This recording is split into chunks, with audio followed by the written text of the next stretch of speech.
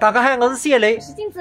今天我们去杭州演出，在这几年特殊的时候，能够去一次外省演出是很不容易。而且杭州还有限行，我们的导航开车的话绕不开这个限行，所以今天我们坐高铁。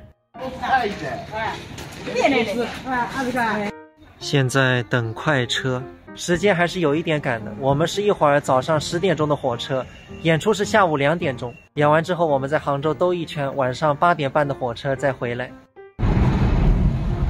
层层检查，很久没来火车站了，里面人还是挺多的。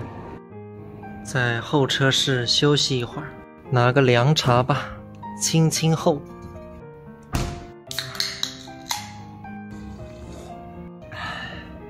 终于检票了，很久没坐火车了。我们这里坐满，隔壁一节就是餐车。现在的高铁是真的快，一下就到上海了。饭挺贵的，这一份要60块，这一份15，这一份30。赶快吃吧，朋友们，不是说我有多饿，而是说吃饭的时候可以光明正大的把口罩拿掉，呼吸呼吸新鲜空气。也是第一次在高铁上吃饭。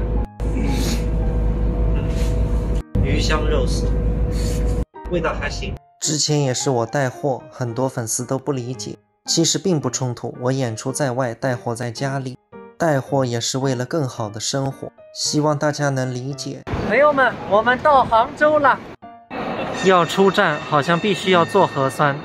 做好了，有这个票可以坐地铁，因为还要坐40分钟地铁才能到今天演出的地方。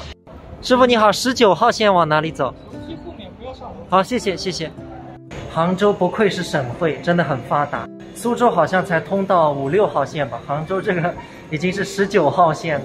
这个地铁站很深。今天演出的地方就在对面，西湖湿地公园。有车来接我们了，因为走进去还有一大段路。杭州西湖我倒来了4、5次了，但是旁边这个湿地公园真的是第一次来，这里环境真的特别好。演出的地方还没到呢，我们可以说是跋山涉水来演出。终于到达今天的目的地了，大家看一下。镜子让一让。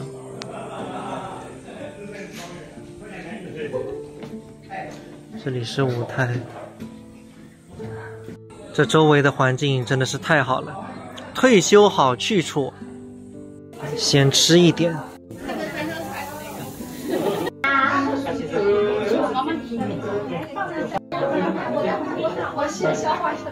尝一口。